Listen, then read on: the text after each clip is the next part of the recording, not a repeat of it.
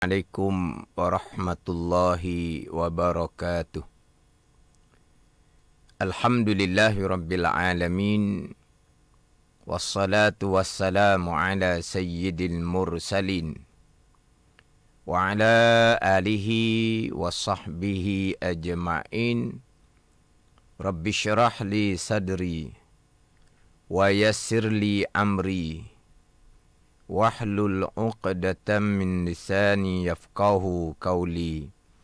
Subhanaka la ilma lana illa ma 'allamtana.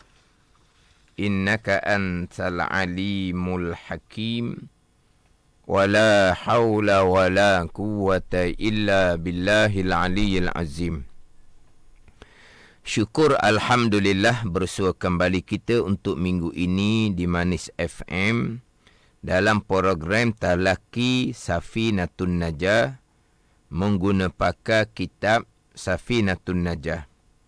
Hari ini hari Jumaat, setiap jam 6 petang, kita akan sama-sama menimba ilmu pengetahuan dalam soal agama. Kita juga sekarang ini bersiaran langsung di Facebook Manis FM dan anda semua boleh kongsikan live tersebut bersama yang lain. Dan anda juga boleh mengemukakan persoalan berkaitan dengan tajuk pembicaraan di dalam Facebook Manis FM. Dan anda juga boleh mengulangi dengar pembicaraan di dalam Facebook Manis FM. Semoga segala ilmu yang saya kongsikan dapat kita sama-sama amalkan. Jadi insya-Allah untuk minggu ini akan menyambung pembicaraan berkaitan dengan rukun wudu. Jadi kitab Safinatun Najah edisi Jawi. Dia ada edisi Jawi, dia ada edisi Rumi. Hak edisi Jawinya muka surat 6 baris yang kedua daripada bawah. Yang mana kitab idaman penuntut ini seeloknya sidang pendengar jadikan sebagai satu tapak lah. Sebagaimana sidang pendengar maklumi, kitab Safinatun Najah ni kitab yang ringkas sahaja.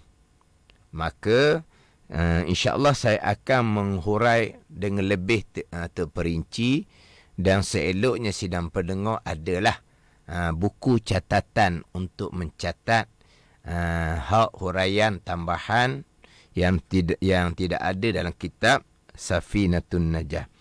Jadi edisi Jawinya muka surat 3 baris yang kedua daripada bawah. Qala al-muallifu rahimahullahu ta'ala wa nafa'ana bi'ulumihi amin. Al-awwalu an-niyyatu. Terjemahan di bawah. Bermula yang pertama daripada 6 fardu ataupun rukun wuduk, itu niat. Yang pertama daripada 6 fardu ataupun rukun wuduk, yang pertama itu niat. Jadi setakat tu sahaja dalam kitab Safinatun Najah. Yang mana rukun wuduk dalam mazhab Syafi'i kitanya, fardu wudu ataupun rukun wudu dalam mazhab Syafi'i kitanya ada 6. Yang mana 6 rukun wudu ni, ni saya mengajilah. Ni tak tahulah dalam kitab ke ataupun ambil mana. Saya mengajinya 6 fardu ataupun rukun wudu ni, ni ceramah lah. 6 fardu ataupun rukun wudu. 6 tu 4 basah, hak tu ijma' ulama'. 2 hak kering, hak tu khilaf ulama'. 6 fardu ataupun rukun wudu. 4 daripada 6 tu basah, hak tu ijma' ulama', ianya menjadi fardu ataupun rukun wudu dengan nas Al-Quranul Karim. Kemudian 2 lagi tu dia kata kering. Hak 2 kering ni, hak ni khilaf di kalangan ulama'. Mana 4 basah yang ijma' ulama' dengan nas Al-Quranul Karim. Faghsilu wujuhakum wa aydiyakum ilal marafiq wamsahu biru'usikum wa arjulakum ataupun arjulikum atas dua qiraah wa arjulakum ilal ka'bain. Basuh oleh kamu akan muka kamu. Ini hak basuh. Ini ijma' ulama'. Dan basuh oleh kamu akan kedua tangan kamu hingga kepada siku, dan sapu oleh kamu akan kepala kamu, dan basuh oleh kamu akan kedua kaki kamu sehingga kepada dua buku lali. Jadi 4 basuh ni, basuh muka, basuh tangan, sapu kepala, basuh kaki. Hak 4 fardu ataupun rukun wuduk ni, hak basuh ni ijma' ulama'. Tak ada khilaf tu. Mana pula yang lagi baki 2 fardu ataupun rukun wuduk yang dikatakan kering tu? Yang pertamanya niat. Yang keduanya tertib. Dia kata kering. Sebab basuh muka, basuh tangan, sapu kepala, basuh kaki memanglah basuh. Jadi hak niat dengan tertib itu diletak kering. Hak niat dan tertib atau khilaf di kalangan ulama'. Yang mana niat wuduk ni, jumhur ulama' menjadi fardu ataupun rukun wuduk. Cuma berniat ni bila? Dalam mazhab Syafi'i kita, berniat adalah ketika membasuh muka. Berniat adalah ketika membasuh muka. Dan ada pandangan mazhab dan juga pandangan daif dalam mazhab Syafi'i, bermula niat wuduk yang menjadi rukun wuduk, fardu wuduk yang pertama, bukan ketika membasuh muka, tetapi ketika permulaan wuduk, iaitu ketika membasuh 2 pergelangan tangan yang hukumnya adalah sunat. Tapi jumhur ulama', kebanyakan mazhab, berniat kita berwuduk hukumnya adalah wajib, fardu ataupun rukun wuduk. Melainkan mazhab Hanafi. Mazhab Hanafi berniat ketika berwuduk hukumnya sunat jua. Itu mazhab Hanafi. Disamalah. Berniat ketika berwuduk, berniat ketika mandi wajib. Jumhur ulama', kebanyakan ulama' menghukumkan wajib. Tetapi di sisi mazhab Hanafi, berniat ketika berwuduk, berniat ketika mandi wajib, hukumnya adalah sunat jua. Kemudian satu laginya tertib. Tertib menjadi rukun dalam mazhab Syafi'i kita. Tertib menjadi rukun dalam mazhab Syafi'i dan mazhab Hambali.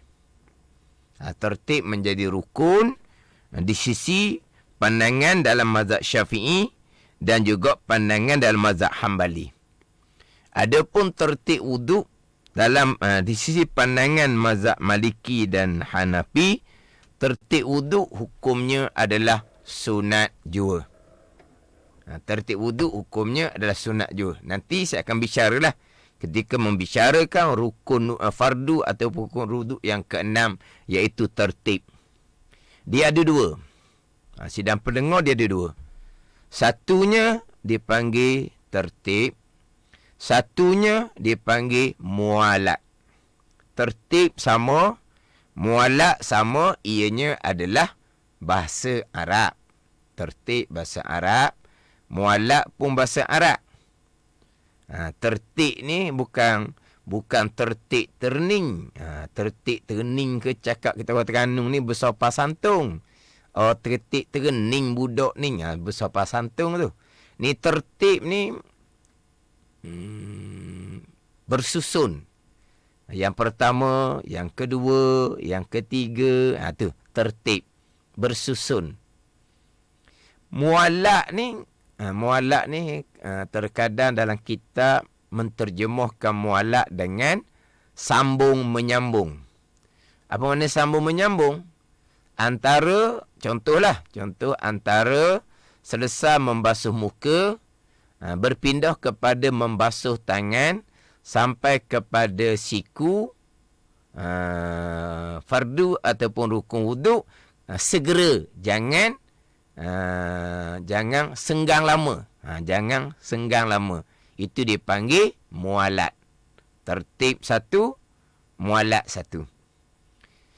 Jadi dalam mazhab Syafi'i kita, tertib hukumnya adalah wajib, fardu ataupun rukun wuduk. Mualat hukumnya adalah sunat. Mualat hukumnya adalah sunat. Maknanya kalau seseorang sedang berwuduk,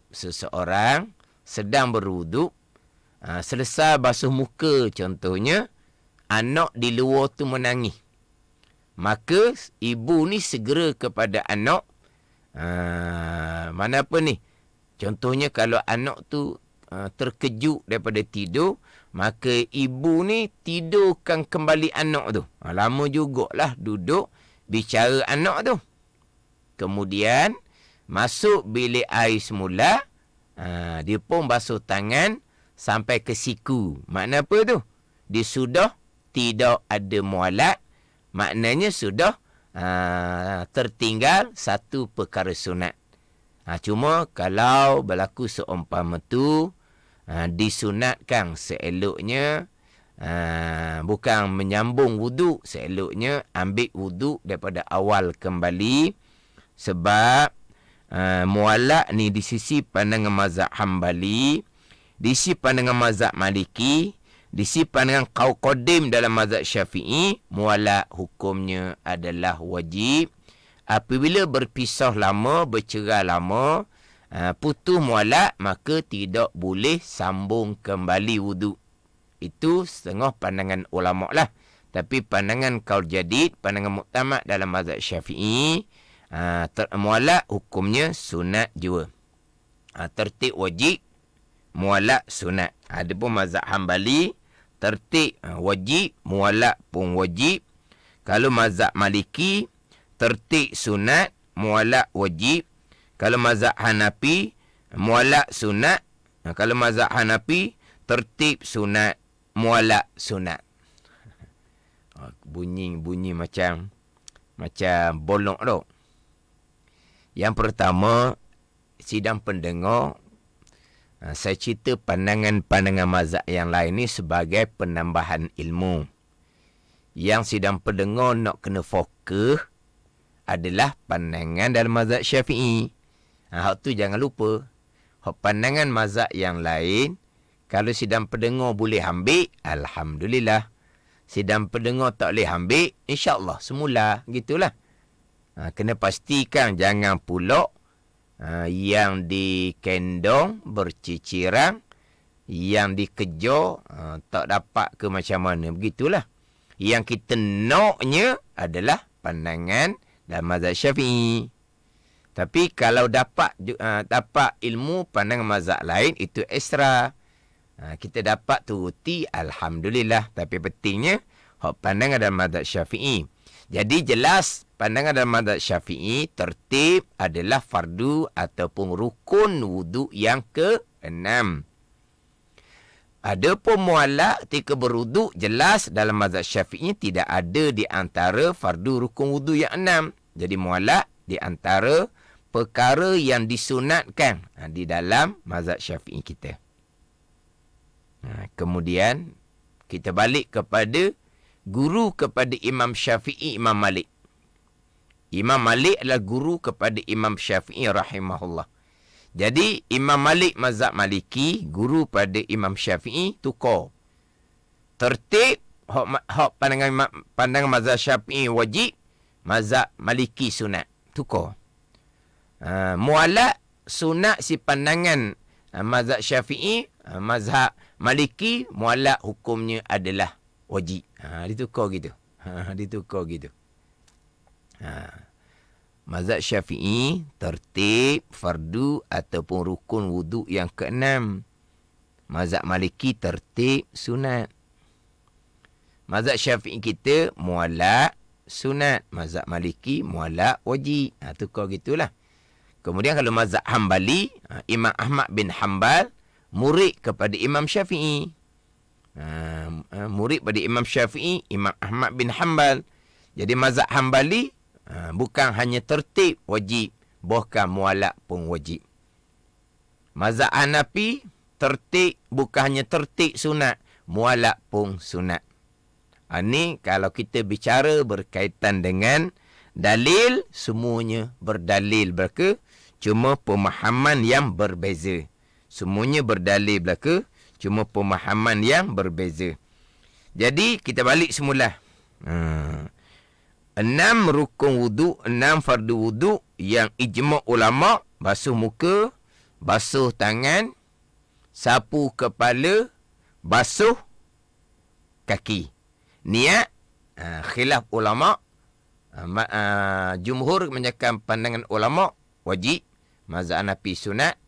Kemudian tertib, wajib dalam mazhab Syafi'i dan Hambali, sunat di sisi pandangan mazhab Maliki dan Hanafi. Jadi ni ada sidang pendengar yang mengikuti live FB ni. Ini kelebihan mengikuti live FB. Boleh mengemukakan persoalan dan ada yang menolong. Ada yang menolong di sini. Yang dikejar tak dapat, yang dikendong bercicirang. Hak saya sebut tadi itulah. Jadi dia kata pepatah Melayu, yang dikejar tak dapat. Mana mazhab lain? Yang dikendong mazhab Syafi'i bercicirang. Akhirnya hak mazhab Syafi'i tu dah ingat. Kemudian yang ada soalan Anita Mansur ni, dia kata tak faham bahasa Kelantan ataupun Terengganu, maaf ya.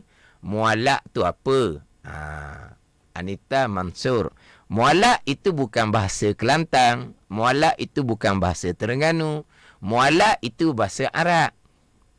Mualak ni kalau terjemahan Melayu, sambung menyambung. Mualak bukan bahasa Terengganu, bukan bahasa Kelantan. Mualak adalah bahasa Arab. Terjemahan kepada bahasa Melayu kitanya, ni ada yang tolong ni, dia kata mualak sambung menyambung. Mualak. Cuma kadang-kadang kita bercakap juga mualak ni jadi cakap negeri, cakap orang Terengganu lah. Orang Terengganu. Ni cakap negeri lah. Jadi cakap Arab tu jadi mungkinlah juga disangkakan mualak tu logat Terengganu, mungkinlah. Tapi itu bukan logat Terengganu ataupun Kelantan. Itu bahasa Arab. Tapi kita orang Terengganu ni ada menggunakan perkataan mualak. Contoh dia begini. Jadi kita habis nasi. Memanglah kita nak tambah. Kita nak tambah. Tiba-tiba nasi tambah tu tak ada. Nasi tambah dalam bekas nasi tambah tu tak ada. Kosong. Jadi kita pun tunggu sekejap. Lambat sapa. Bila sapa je, tu kata tadi nak tambah. Tambah lah. Tak jadi nak tambah. Sebab apa? Putus mualak. Dia cakap orang Terengganu. Putus mualak mana apa ni? Habis tadi nak tambah balik itu lama sangat. Baru datang semula nasi tambah. Itu biasalah. Orang Terengganu cakap putus mualak. Tapi mualak tu bukan bahasa Terengganu ataupun Kelantan, itu bahasa Arab. Berturut-turut. Putus mualak macam mana? Macam saya sebut tadi lah. Selesai basuh muka, anak menangis. Maka ibu tadi tergesa-gesa pergi kepada anak. Wuduknya belum selesai. Tapi ketika dia tidurkan kembali anak contohnya, lama 5 minit, 10 minit. Dia pun masuk bilik air semula, dia boleh dah nak sambung. Tadi selesai dah basuh muka. Dia boleh dah nak sambung. Kalau ikut tertib wuduk, susunan wuduk, selepas basuh muka adalah basuh tangan. Sampai ke siku. Boleh tak dia nak basuh tangan? Boleh. Tapi dia sudah bercerai lama. Dia sudah tidak ada mualak. Dah tidak ada mualak, tak apa ke? Tidak ada mualak, tak ada pahala sunat. Gitulah. Tak ada pahala sunat. Cuma saya sebut tadi, disunatkan. Ambil ismail semula lah. Bukan sambung. Basuh tangan sampai siku. Disunatkan saja. Tapi kalau kita nak sambung basuh tangan sampai ke siku, okey je. Tapi tak ada lah mualak. Pada ni. Tertib bersusun. Cuma nantilah sampai masa tertib saya akan perinci lagi. Sebab saya pernah terdengar persoalan. Seseorang membasuh tangan tanpa disedari ada umpama getah di tangan, menyebabkan tangannya tak rata. Tapi tak sedar. Kemudian, sapu kepala, fardu wuduk. Sapu telinga, sunat wuduk. Kemudian, basuh kaki. Kemudian lepas tu, terpandanglah di tangan ada getah ke yang menyebabkan air tak rata. Maka dia wajib kembali balik meratakan tangan. Dia wajib kembali balik meratakan tangan. Kemudian, ada yang menyatakan, tak payah sapu kepala sebab tadi buat dah. Tak payah basuh kaki sebab tadi buat dah. Itu atas pandangan tertib bukan fardu wuduk. Tertib hanyalah sunat jua. Boleh buat seumpama tu. Tapi dalam mazhab Syafi'i kita, tertib adalah fardu wuduk yang ke-6. Jadi apabila tangan tidak rata air, tapi kita tidak menyadarinya kemudian. Kemudian, sapu kepala, basuh kaki kemudian. Menyedari kembali tangan tidak rata sebab ada sisik, wajib diratakan kembali tangan. Kemudian wajib kena sapu kepala semula. Wajib kena basuh kaki semula. Dah tadi buat dah. Tadi buat dah. Tak kira. Buat dah sapu kepala pun tak kira sebab tangan tak beres. Tapi tadi masa sapu kepala tak sedar tangan tak beres. Ada getah yang menyebabkan tangan tak rata air. Tak sedar. Tapi sedar kemudian, sapu kepala, basuh kaki tidak dikira. Sebab tangan tak beres lagi. Maka lepas meratakan kembali tangan, buang balik getah yang menyebabkan air tak rata di tangan, balik kena sapu kepala kembali, basuh kaki kembali. Ini mazhab Syafi'i kita. Kemudian ada yang bertanya dalam FB ni, mualak tu ada hak masa ke? Ada hak masa. Sekira-kira kering air pada anggota wuduk yang sebelum. Sekira-kira kering air. Kering air ni dalam situasi yang sederhana. Bukan berwuduk tengah matahari, bukan.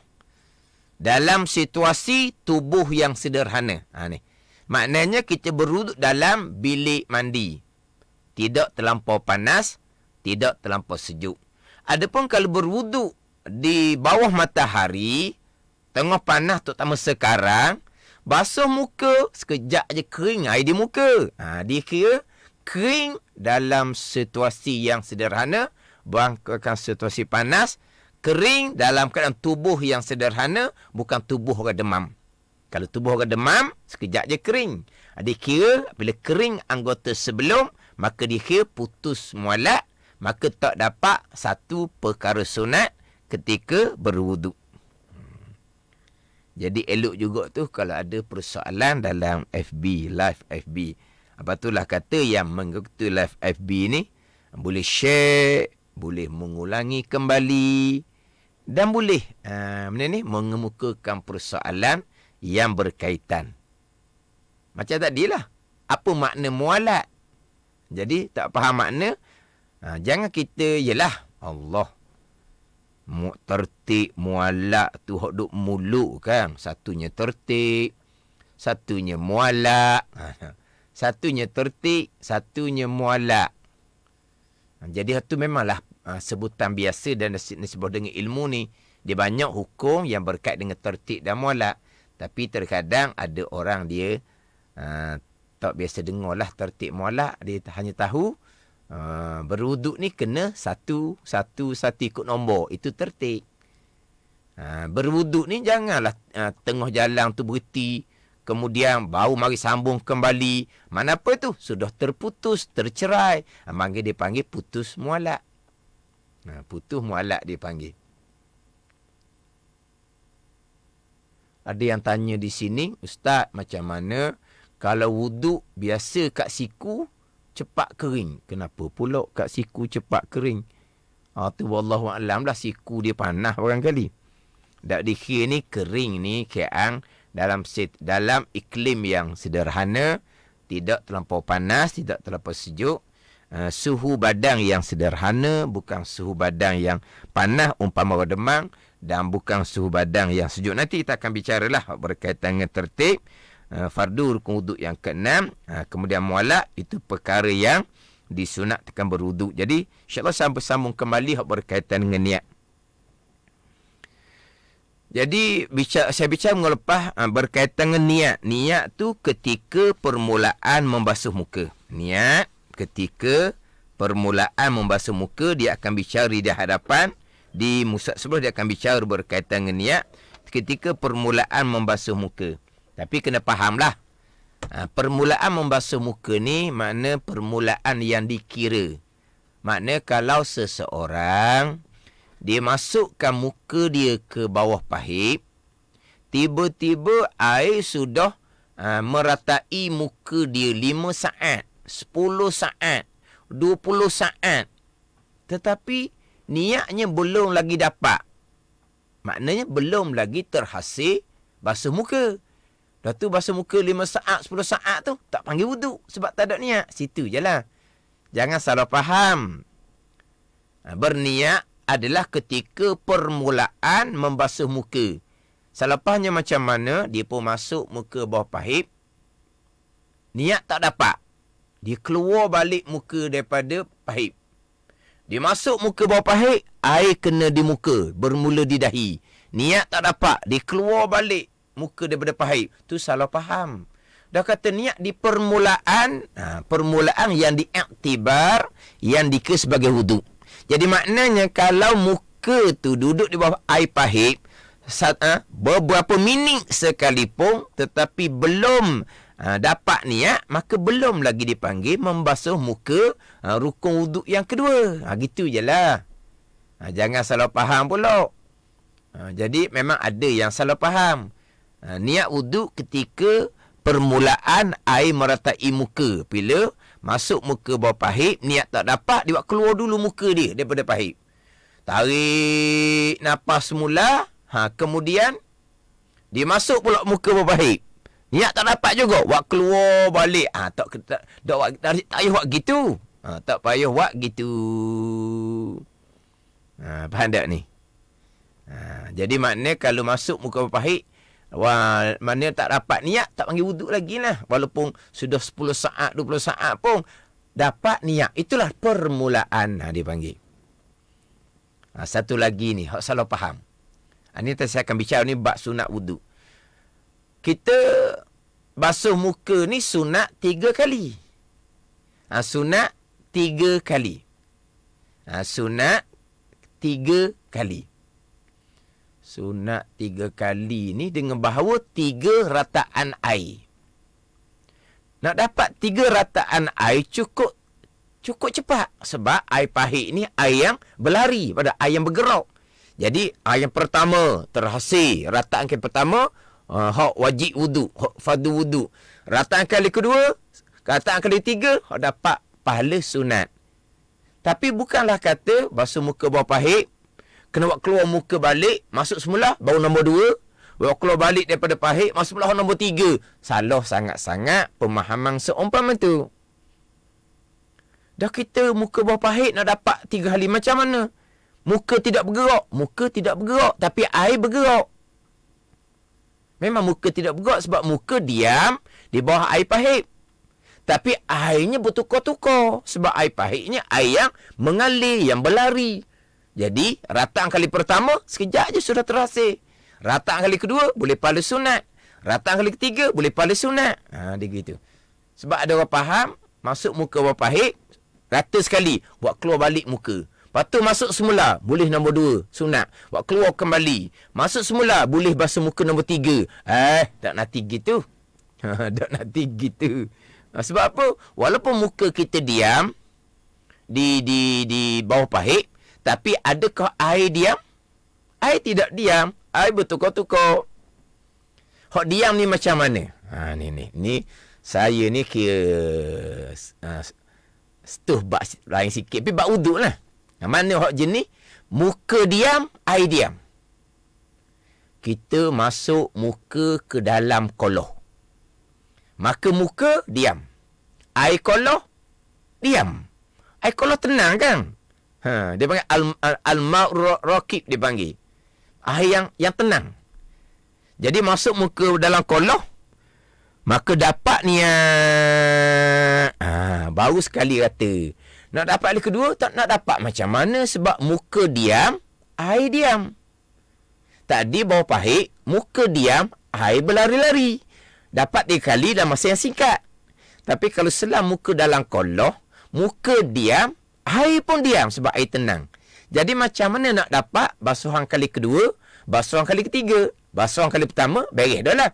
Hak wajib. Basuhan kali kedua yang sunat, basuhan kali tiga yang sunat, nak dapat macam mana sebab mukanya diam, airnya diam. Jadi macam mana nak dapat kali kedua? 2 pilihan. Sama ada gerakkan muka. Gerak muka ke sebelah kanan. Air sudah bertukar. Nombor 2. Basuhan muka kali yang kedua. Gerak muka ke kiri pula. Maka itu air yang lain pula. Itu hak basuhan kali ketiga yang hukumnya adalah sunat. Gitu. Ataupun muka tidak gerakkan. Kita gerakkan air. Gerakkan air macam mana? Kita gosok muka kita. Kita gosok muka kita. Jadi air pun sudah bertukar ganti. Dapat kali kedua, dapat kali ketiga. Dia gitu. Sebab kolah ni airnya adalah air yang tenang, bukan air yang bergerak. Adalah.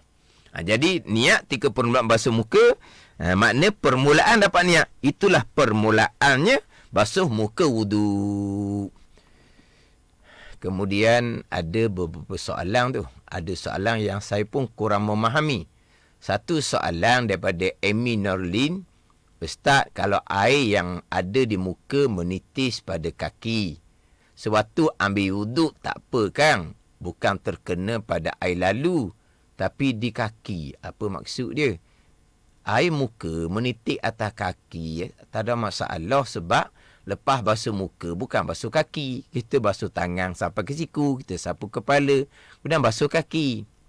Jadi persoalan ni saya kurang faham lah. Kalau air yang ada di muka menitis pada kaki sewaktu ambil wuduk tak apa kan? Bukan terkena pada air lalu tapi di kaki. Jadi saya minta maaf lah soalan ni. Saya tak berapa nak faham. Lepas tu ada soalan, Ustaz, tertik ni kena sebut ke dalam hati? Ada. Hak dalam hatinya niat. Tertik ni kita buat mengikut susunan. Kemudian soalan di bawah tu, qurratu a'yun. Ustaz, biasa kalau wuduk dekat masjid atau surau, orang sebelah pasang kuat air dan air terpercik dekat kita. Apa hukum wuduk kita? Jadi air mustakmal kedok. Jadi orang sebelah, dia buka air kuat, jadi air terpercik kepada kita. Jadi kalaulah orang sebelah tu membasuh basuhan yang wajib, air yang mengercik daripada basuhan yang wajib daripada sebelah, air itu mustakmal. Tetapi kitanya membasuh muka kita, tangan kita dengan air mutlak, air pahit kita. Air mustakmal yang mengercik kepada air mutlak kita sedikit, tidak ada masalah. Jadi orang sebelah, dia berwuduk basuhan wajib, yang bertitik air daripada basuhan wajib, air itu menjadi mustakmal. Air mustakmal ni bukan air najis, air yang suci tetapi tidak menyucikan. Jadi apabila kita membasuh muka, air mustakmal orang sebelah mengercik kepada muka kita yang kita sedang basuh.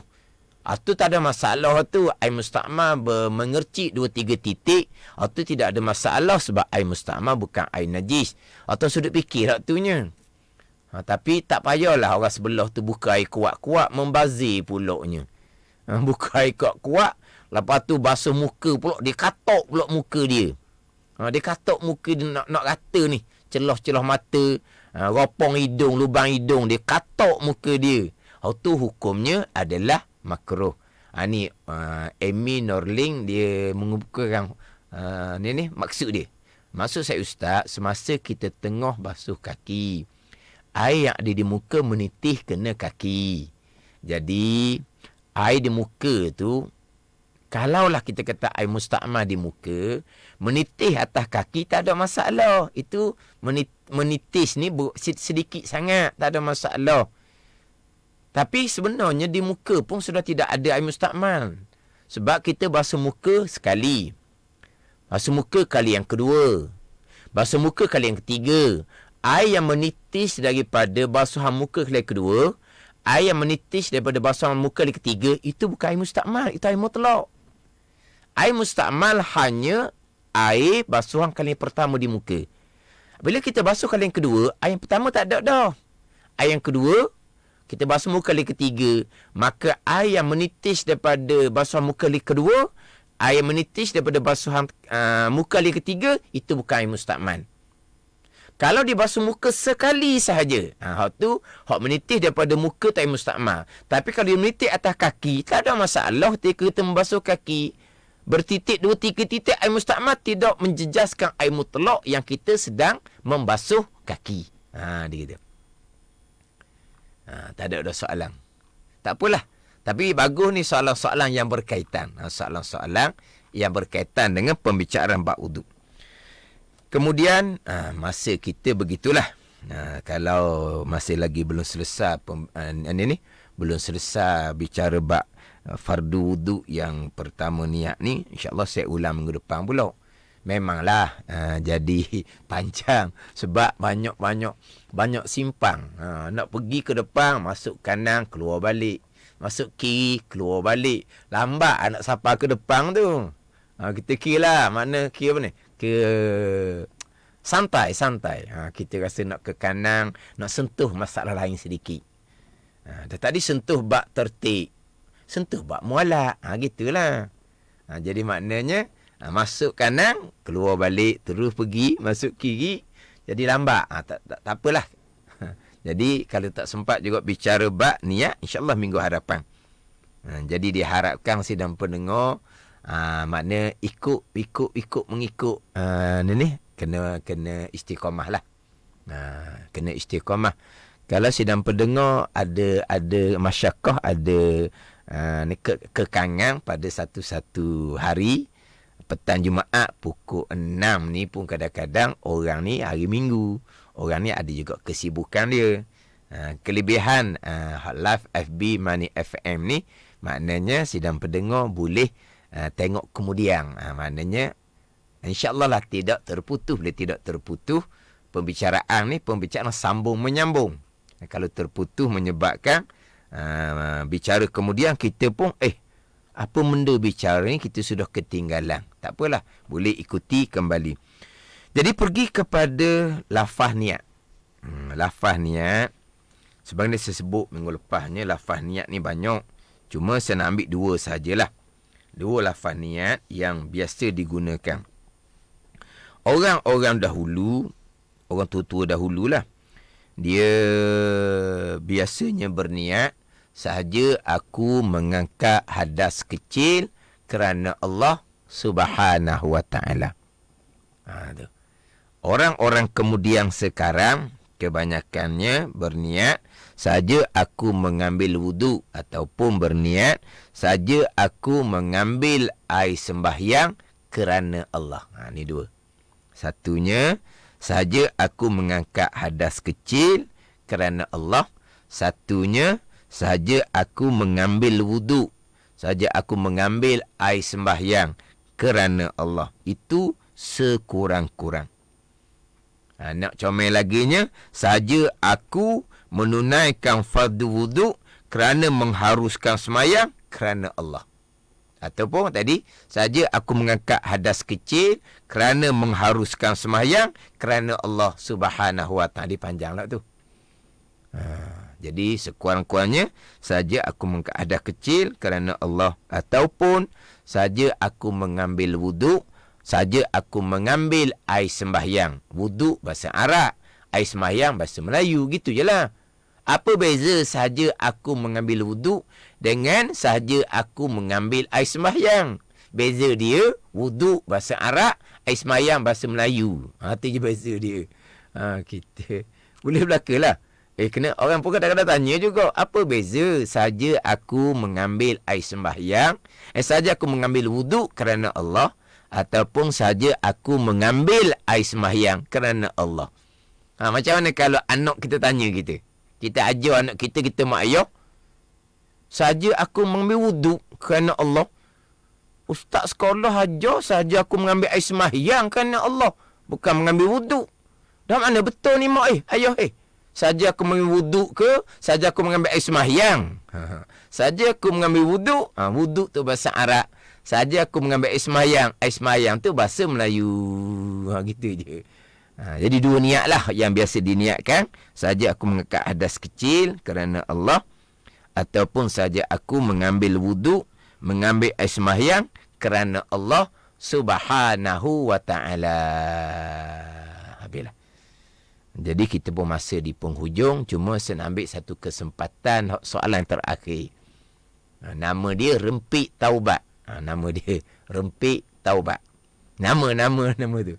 Soalan, jika saya datang ke masjid lambat, imam sudah solat contohnya, kalau nak ambil wuduk ketika itu buat yang wajib saja ke ataupun buat juga yang sunat?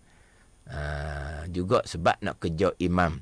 Jadi kalaulah kita nak segera kepada solat berjemaah sebab solat telah didirikan, maka kita disunatkan segera berwuduk.